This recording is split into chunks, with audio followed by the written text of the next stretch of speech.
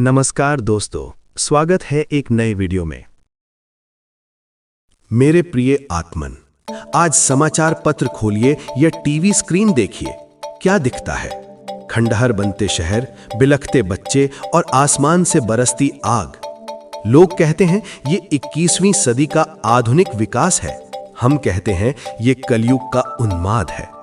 जरा गौर कीजिए, यूरोप की धरती पर रूस और यूक्रेन के बीच चल रहा वो भीषण रक्तपात क्या केवल जमीन का टुकड़ा है? नहीं, वो अहंकार का टकराव है। मध्य पूर्व, मिडिल ईस्ट की पवित्र भूमि पर इजराइल और उसके पड़ोसियों के बीच धधकती आग को देखिए। क्या ये मजहबी कट्टरता की वो पराकाष्ठा नहीं है जिसका वर्णन भविष्य पुराण में किया गया था? आज पूरब में चीन और ताइवान के बीच समुद्र की लहरें शांत नहीं है, वे तीसरे विश्व युद्ध की आहट दे रही हैं। ये सब क्या है? ये अश्वत्थामा की ब्रह्मास्त्र वाली मानसिकता का आधुनिक संस्करण है। तब एक अश्वत्थामा था, आज हर शक्तिशाली देश के पास परमाणु बटन के रूप में हजारों ब्रह्मास्त्र छिपे हैं। हम विनाश के उस मुहाने पर खड़े हैं जहां एक छोटी सी भूल पूरी मानवता को भस्म कर सकती है। सनातन शास्त्रों में लिखा है कि कलयुग के अंत में बुद्धि भ्रष्ट हो जाएगी। आज देखिए, मनुष्य ने आर्टिफिशियल इंटेलिजेंस बनाई, लेकिन आज वही तकनीक सत्य और असत्य के बीच का अंतर मिटा रही है। डीप फेक और झूठ का जाल बुना जा रहा है। क्या ये मायावी शक्तियों का पुनरागमन नहीं है? आज जैविक हथियार यानी बायो वेपन्स और प्रयोगशालाओं में बने वायरस पूरी दुनिया को घुटनों पर ला रहे हैं। शास्त्र कहते थे कि अंत समय में ऐसी बीमारियां आएंगी जिनका कोई उपचार नहीं होगा। प्रकृति हमसे रूठ चुकी है, कहीं अकाल है तो कहीं प्रलयंकारी बाढ़। ये धरती माता का क्रंदन है जो अब और अधर्म सहने की स्थिति में नहीं है। आज के युद्धों में कोई धर्म युद्ध की मर्यादा नहीं बची, न निहत्थों पर दया है, न स्त्री बच्चों का सम्मान। जब युद्ध के नियम समाप्त हो जाते हैं तब समझ लेना चाहिए कि कल्कि के आगमन का समय निकट आ गया है। विष्णु पुराण कहता है, ततस्त्यक्त्वै तत् शरीरम वै वैष्णवम धाम यास्यति।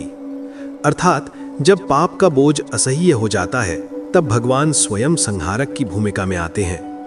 ये जो हम आज के महायुद्ध की संभावना देख रहे हैं, ये केवल विनाश नहीं है। सनातन धर्म की दृष्टि में ये कॉस्मिक क्लीनिंग यानी ब्रह्मांडीय शुद्धिकरण है। कलयुग के इस कीचड़ को साफ करने के लिए रक्त की नदियां बहना नियति बन चुका है। जैसे समुद्र मंथन के समय सबसे पहले विष निकला था, वैसे ही सतयुग के आने से पहले ये युद्ध रूपी विष निकल रहा है। आज की ये मिसाइलें, ये ड्रोन हमले और ये परमाणु धमकियां, ये सब उस विष का हिस्सा हैं जिसे महादेव को अपने कंठ में धारण करना होगा। ये विनाश आवश्यक है ताकि उस मलबे पर एक नई पवित्र सभ्यता की नींव रखी जा सके। परंतु निराशा के इस कुहासे में एक दिव्य आशा छिपी है। शास्त्रों का उद्घोष है कि जब अधर्म अपने शिखर पर होगा तब संभल ग्राम में भगवान कल्कि का प्राकट्य होगा। वे श्वेत अश्व पर सवार होकर आएंगे, उनकी तलवार बिजली की तरह चमकेगी। वे उन राजाओं और सत्ताधीशों का अंत करेंगे जो अपनी शक्ति के मद में अंधे होकर निर्दोषों का खून बहा रहे हैं। उसके बाद शुरू होगा सत्य युग, एक ऐसा युग जहां सीमाएं नहीं होंगी, युद्ध की कोई जगह नहीं होगी, क्योंकि वसुधैव कुटुंबकम का भाव केवल नारों में नहीं, हृदय में होगा। सत्य ही आधार होगा, ना कोई झूठ बोलेगा, ना कोई किसी का हक छीनेगा। हिमालय फिर से अपनी दिव्यता बिखेरेगा, गंगा फिर से अमृतमयी होगी, मनुष्य की आयु लंबी होगी और उसका शरीर रोग मुक्त होगा। आज की परमाणु शक्ति सत्य युग की योग शक्ति के सामने तुच्छ साबित होगी। विज्ञान और आध्यात्म का वो मिलन होगा जिसकी कल्पना भी आज हम नहीं कर सकते। मेरे प्यारे भाई बहनों, हम इस युग परिवर्तन के चौराहे पर खड़े हैं। बाहर के युद्ध हमारे वश में नहीं है, लेकिन हमारे भीतर का युद्ध हमारे हाथ में है। जब तक दुनिया में बम और गोले बरस रहे हैं, आप अपने मन में राम नाम की ज्योति जलाए रखिए। कलयुग का प्रभाव उसी पर होगा जो अधर्म के साथ खड़ा है। जो धर्म के साथ है उसकी रक्षा स्वयं सुदर्शनधारी करेंगे। ये युद्धों का दौर समाप्त होगा, ये अंधेरी रात ढल जाएगी। सनातन का झंडा एक बार फिर पूरी दुनिया में फहराएगा, क्योंकि सत्य कभी हारता नहीं। तैयार हो जाइए उस स्वर्णिम प्रभात के लिए जहां न बंदूकें होंगी न नफरत, सिर्फ प्रेम होगा, शांति होगी और सत्य होगा।